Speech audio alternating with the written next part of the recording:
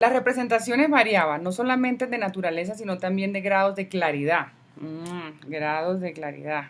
Las de Zacarías fueron tan oscuras, según su propia narración, que él mismo sin explicación fue incapaz de comprenderlas. Y Daniel, ni aun con explicación, pudo comprender las suyas. Mas esta oscuridad no debe atribuirse a dificultades inherentes a la revelación misma, porque se trataba de cosas puramente humanas que solo por ser futuras excedían a las facultades del hombre. Además, la imaginación de Daniel era más profética en el sueño que en la vigilia, lo cual se hace patente el principio de su visión, donde Daniel está tan horrorizado que desespera de sus propias fuerzas. Esta debilidad de imaginación y esta falta de energía hicieron tan oscuras sus visiones que ni aún con explicación pudo comprenderlas. Debe observarse que las palabras oídas por él fueron, como queda probado, completamente imaginarias, lo cual explica muy bien que daba la turbación de su espíritu no pudiera imaginárselas sino muy oscuras y por tanto nada pudiera comprender en ellas. Los que dicen que no entraban en los designios de Dios revelarle claramente las cosas no se han fijado en las palabras del ángel que dice expresamente: vine para hacer comprender a Daniel lo que en lo sucesivo ocurriría a su pueblo. Esta profecía pareció entonces oscura porque no se encontró persona de imaginación tan robusta que pudiera revelarlo con mayor claridad. Finalmente, al profeta a quien Dios reveló que arrebataría a Elías, empeñado en persuadir a Eliseo de que Elías estaba en paraje donde fácilmente podrían encontrarle, lo cual demuestra que no habían comprendido la revelación que Dios les hiciera. Inútil es que me detenga a demostrar esto con mayor extensión, porque precisamente si de la Sagrada Escritura resulta alguna cosa indudable, es que Dios no concedía en igual grado el don de profecía a todos los profetas. Respecto a que las profecías han variado con la instrucción del profeta y sus opiniones, a que estos tuvieron opiniones diversas y aún contrarias y muchísimos prejuicios, hablo aquí de cosas puramente especulativas, porque las relativas a la probidad y a las costumbres son muy diferentes. Voy a examinarlo con mayor curiosidad y detenimiento, porque lo creo de gran consecuencia y porque pretendo deducir en ello que las profecías no han aumentado la instrucción de los profetas, sino que los dejaron con todos sus prejuicios, de donde se sigue que en manera alguna debemos considerarnos que las profecías, por las profecías enlazados a cosas puramente especulativas. Es admirable la precipitación con que suele decirse que los profetas sabían cuánto humanamente puede saberse, y aunque la Sagrada Escritura nos demuestra muchas veces que los profetas ignoraban bastantes cosas, es preferible que para algunos decir que en estos pasajes de la Sagrada Escritura se contradice, a conceder que los profetas ignoraban alguna cosa o torturar el texto para hacerle decir lo que no dice. Así suele tratarse a la escritura, porque en vano se intentaría deducir ninguna cosa si la más clara se suponen oscuras e ininteligibles o se interpretan arbitrariamente. ¿Hay algo más claro, por ejemplo, que la opinión de Josué y acaso del escritor de su historia sobre el movimiento del sol alrededor de la tierra, la inmovilidad de ésta y la detención de aquel en su marcha? Sin embargo, muchas personas que no quieren conceder esto lo interpretan alternándolo completamente. Otros con más filosofía, sabiendo que la tierra se mueve y el sol no. Esto es, no se mueve alrededor de la tierra. Han empleado todas sus fuerzas en leer esa doctrina en la escritura o despecho de la escritura misma. Yo verdaderamente admiro a estos comentaristas, pero me atrevería a preguntarles si hay obligación de creer que el soldado Josué fue un gran astrónomo y si este milagro no ha podido serle revelado, o si no pudo permanecer más tiempo sobre el horizonte la luz del sol sin que Josué conociera la causa. Por mi parte encuentro ambas hipótesis igualmente ridículas y prefiero pensar, y lo declaro abiertamente, que Josué ignoró la causa de esa detención de la luz y que creyó, como todos los que le rodeaban, que el sol verificaba un movimiento diurno alrededor de la Tierra y que aquel día se había detenido un poco y que a eso se debió la prolongación de aquel día, sin observar que en aquella época del año la gran cantidad de hielo que había pudo producir una extraordinaria refracción o que ésta pudo obedecer a cualquier circunstancia que nos incumbe determinar. Así el signo de retrogradación de la sombra del sol se reveló a Isaías según sus alcances. Esto es por la retrogradación del sol, porque también él creía que el sol se mueve y la tierra permanece, ni aún en sueños había oído hablar de los perigelios. Esto no debe despertar ningún escrúpulo, porque la señal pudo aparecer e Isaías hacer la predicción al rey sin que el profeta supiera la causa verdadera del hecho. Otro tanto ¿Perdón? diré, ajá. Sí, bueno,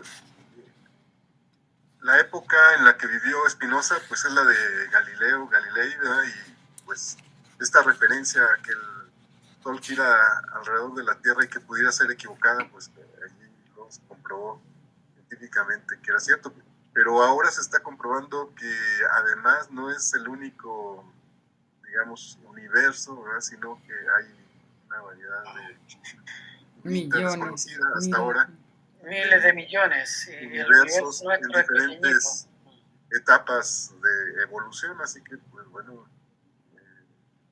es interesante cómo lo manifiesta aquí Spinoza. Qué profundo, ¿no? Hacía muchas investigaciones. Sí. Me medía mucho en la escritura y ahí narraba todo.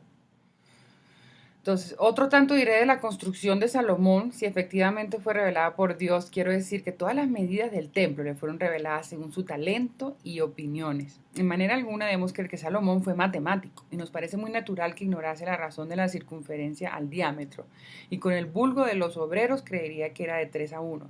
Y si se nos objeta que no comprenderemos el texto X, entonces no sabemos qué es lo comprensible en la escritura, puesto que la construcción del templo se refiere sencillísimamente y como relato puramente histórico. ¿Acaso se dirá que la escritura tuvo ideas diferentes de las por él expresadas y que no quiso manifestarlas por razones que desconocemos? Pues yo declaro que decir eso equivale a trastornarlo completamente todo, porque cada cual podrá decir otro tanto de todos los pasajes de la escritura y cuanto malo y absurdo puede imaginar la perversidad humana, otro tanto podrá sostenerse y practicarse sobre la fe de la escritura. Nuestra opinión, por el contrario, no revela ni envuelve ninguna impiedad, porque Salomón, Isaías y Josué, aunque profetas, eran hombres y nada del humano podía ser para ellos extraño. La revelación que tuvo Noé de la futura destrucción del género humano también estuvo en proporción con su inteligencia, porque creyó que fuera de Palestina nada estaba habitado. Los profetas pudieron ignorar estas y otras cosas mucho más importantes sin que por eso la piedad se resintiera. Las ignoraron efectivamente porque nada de particular enseñaron acerca de los atributos divinos. Tal vez aquí se refiera a una crítica, ¿verdad?, a la de la jerarquía de la Iglesia Católica, de la judía, ¿verdad?, a los sacerdotes, de que ellos decían que ellos eran los intérpretes, los que podían conocer y claro, tener la palabra de Dios. La palabra de Dios y aquí no. Exacto. Aquí propone una lectura democrática, que todos tenemos parte de esa esencia divina, pues todos tenemos la capacidad de recibir el mensaje divino, aun cuando algunos puedan considerar que es malicioso o una malinterpretación de la Biblia.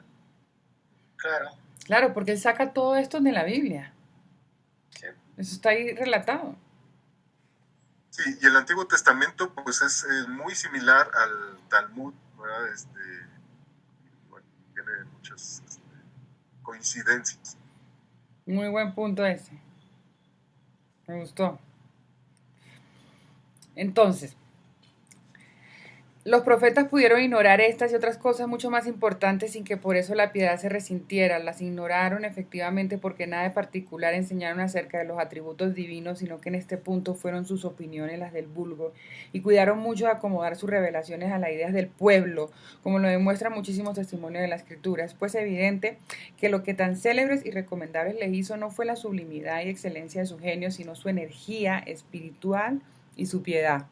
Adán, el primero a quien Dios se reveló, ignoraba su omnipresencia y su omnisciencia porque quiso ocultarse a Dios y se esforzó en ocultar su pecado ante Dios como si hubiera sido un hombre.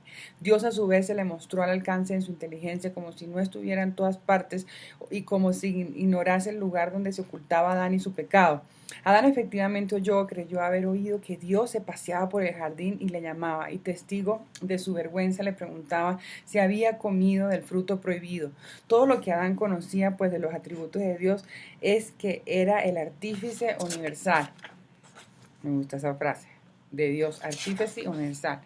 Dios también se puso al alcance de Caín, revelándose a él como si ignorase las acciones de los hombres. Y Caín en efecto no necesitaba para arrepentirse de su pecado un conocimiento de Dios más sublime.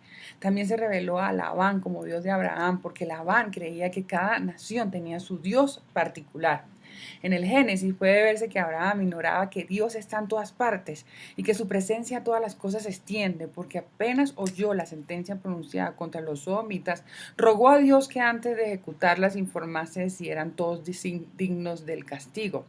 ¿Acaso se encuentran en la ciudad 50 justos? Y Dios se la reveló tal como era conocido, porque habló así en la imaginación de Abraham. Bajaré ahora para ver si su conducta está conforme con la queja que ha llegado a mí. Y si no es así, lo sabré. El testimonio de Dios sobre Abraham no habla sino de su obediencia, de su celo, animando sus servidores al bien y la justicia, pero no se dice que Abraham tuviera acerca de Dios pensamientos más sublimes que el resto de los hombres. Moisés no comprendía que Dios supiera todo y dirigiera las acciones humanas por un simple decreto, pues aunque Dios le había dicho que los israelitas le obedecerían, lo duda y propone a Dios esta dificultad. ¿Qué haré si no creen en mí y no me obedecen? Dios se le había pues revelado como extraño a las acciones humanas y como desconociéndolas de antemano.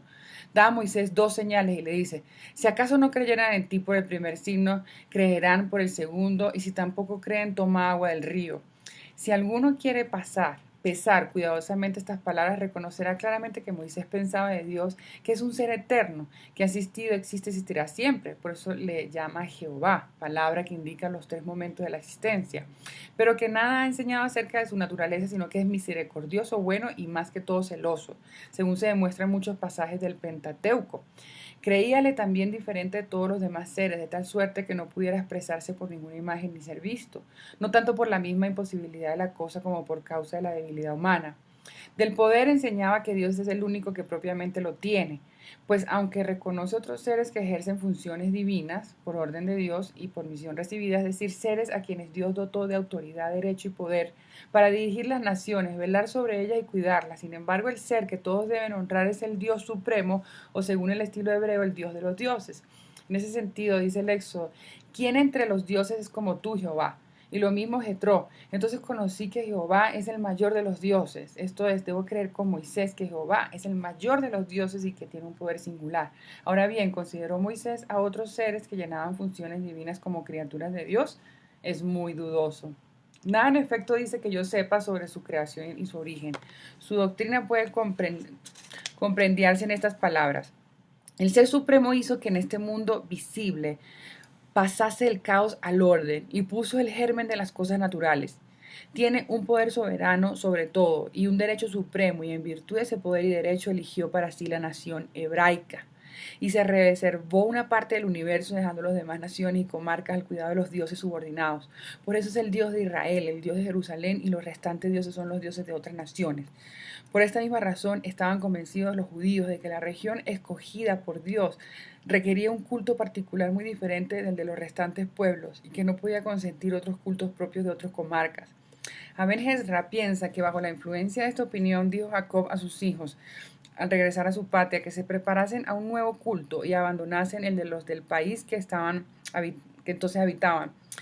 Podemos citar también a David, que queriendo decir a Saúl: tus persecuciones me obligan a vivir desterrado de mi patria. Le dijo: tú me arrojas de la heredad de Dios y me destierras a los dioses extranjeros.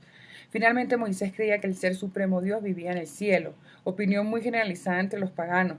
Si examinamos ahora las revelaciones de Moisés, las hallaremos en perfecto acuerdo con sus opiniones. Creyendo en efecto a Dios sujeto a las condiciones de misericordia y bondad, de que antes hemos hablado, Dios se le revela bajo estos atributos y según esta creencia, en que está descrita la aparición de Dios a Moisés y el Decálogo. En el relato de 33:18 pide Moisés a Dios que le permita verle, mas como Moisés, según queda dicho, no tenía un cerebro, ninguna imagen de Dios, y como Dios no se revela a sus profetas sino como lo permite su imaginación. Dios no se apareció a Moisés bajo ninguna imagen, y así sucedió porque Moisés era incapaz de representárselo. Los demás profetas en efecto declaran haber visto a Dios, por ejemplo, Isaías, Ezequiel, Daniel. Dios contesta a Moisés: no podrás ver mi cara. Como Moisés estaba convencido de que Dios era visible, es decir, que no había en su naturaleza nada que le impidiera hacerlo. En otro caso no lo hubiera solicitado, Dios añadió: porque ningún mortal puede vivir después de haberme visto. La razón que da para no ser visto está pues en perfecto acuerdo con la opinión formada por Moisés sobre su naturaleza, porque no se dice que haya contradicción en que la naturaleza divina se haga visible, sino que es imposible hacerlo por fragilidad humana. Pues, o sea, en la fragilidad no llega a Dios. Okay. Por eso es que él se alejó de las pasiones. Puede observarse también que Dios, para revelar a Moisés que los israelitas al adorar un becerro se igualaban con las demás naciones, le dijo que enviarían un ángel a los hebreos, es decir, un ser por el él toma cuidado de ellos, no queriendo él por su parte estar en medio de ellos. De este modo, en efecto, no tenían ya Moisés ningún motivo para dejar de creer que los israelitas fuesen por Dios preferidos a otras naciones, también confiadas de los cuidados de los ángeles. Esto resulta claramente del versículo 16 del mismo capítulo. Finalmente, como entonces se creía que Dios habitaba el firmamento, Dios se revelaba bajando de la montaña y Moisés subía a ella para hablar con Dios. Precaución perfectamente inútil si se hubiera imaginado que Dios está en todos lados con igual facilidad. En general, los israelitas no sabían casi nada de Dios, por más que a ellos se les hubiese revelado y demostraron perfectamente su ignorancia, tributando a un becerro los mismos honores, el culto que habían tributado a Dios pocos días antes, e imaginándose que allí estaban los dioses que les habían sacado de Egipto. Indudablemente sería absurdo pensar que hombres acostumbrados a las supersticiones egipcias groseras y miserables tuvieran alguna idea sana de Dios, ni que Moisés les hubiera de enseñar otra cosa que el modo de vivir bien, no como filósofo y con la libertad espiritual, sino como legislador o por la fuerza de la ley. La regla de la vida virtuosa, ahí está la virtud de él, es decir, de la verdadera vida, el culto y el amor de Dios fueron para ellos más bien una servidumbre que una verdadera libertad, gracia y don de Dios. Les ordena en efecto que amen a Dios y observen la ley para dar así gracias a Dios de los bienes con que les había favorecido, la libertad que les quitaron los egipcios, aterrándolos con amenazas tremendas si infringían sus órdenes y prometiéndoles muchísimos bienes si eran dóciles. Esto era ni más ni menos que enseñar la virtud como a los padres a los hijos privados de razón. Es pues perfectamente cierto que ignoraban la excelencia de la virtud y la verdadera dicha. Jonás creyó escapar de la presencia de Dios, lo cual demuestra que pensaba también que Dios había dejado el cuidado de todas las comarcias situadas fuera de Judea a otras potestades delegadas por él. Nadie seguramente en todo el Antiguo Testamento ha hablado mejor que Dios que Salomón, cuyas luces naturales excedían los de los hombres de su tiempo. Llegó a creerse superior a la ley, efectivamente dada por hombres privados de la razón y luces naturales de la inteligencia, e hizo muy poco caso de las tres que especialmente afectaban a los reyes. Las violó abiertamente, pues cometió una falta y demostró una ficción al placer no muy propio de un filósofo y enseñó que todos los bienes de la fortuna no son más que vanidad. Eclesiastes, que nada hay de más valor para el hombre que el entendimiento y que el mayor de los castigos es verse privado de él. Pero volvamos a los profetas y continuemos señalando las contradicciones que hay entre sus opiniones. Tanto ha llamado la atención de los rabinos la diferencia entre los pensamientos de Ezequiel y los de Moisés, que han si excluir de los canónicos los libros del primero. Hubieranle completado suprimirlo. Y si un tal Ananías no se hubiera encargado de explicarle, y lo hizo con gran celo y trabajo, ¿cómo lo llevó a cabo? Se ignora. Hizo un sencillo comentario que luego se perdió, o tuvo la osadía de cambiar las palabras de Ezequiel y exornar sus discursos. Sea de ello lo que quiera, el capítulo 18 no está muy acorde con el versículo 7 del capítulo 34 del Éxodo, ni con el versículo 18 del capítulo 32 de Jeremías. Samuel creía que Dios, después de tomar una resolución, no se arrepentía de ella porque dijo a Saúl que se arrepentía de su falta y quería suplicar a Dios que le perdonase, que Dios no cambiaría el decreto fulminado contra él. Por el contrario, a Jeremías se le reveló que cuando Dios tomaba una resolución favorable o opuesta a alguna nación, se arrepentía inmediatamente si antes de cumplirse su decreto los hombres de la nación cambiaban degenerando, mejorando. Mas la doctrina de Joel es que Dios solo se arrepiente del mal que ha causado. Finalmente, el capítulo 4 de Génesis decide que el hombre puede dominar la tentación y obrar el bien. Dios mismo lo declara a Caín, que sin embargo, según la escritura y el testimonio de Josefo, nunca dominó las suyas. La misma doctrina se encuentra en Jeremías, capítulo antes del citado, porque dice que Dios se arrepiente de haber pronunciado un decreto favorable o contrario a los hombres cuando estos cambian sus costumbres o modo de vivir. Este es el principio abiertamente profesado por Pablo, de que los hombres no tienen imperio sobre las tentaciones de la carne, sino por elección de Dios y por su gracia. Además, en que se atribuye a Dios la justicia, se corrige él mismo y advierte que solo habla así como hombre a causa de la fragilidad de la carne. Del conjunto de los pasajes citados resulta, pues, con completa evidencia que Dios proporcionó sus revelaciones a la inteligencia y opiniones de los profetas, que estos pudieron ignorar las cosas referentes a la especulación, a la caridad y a la práctica de la vida.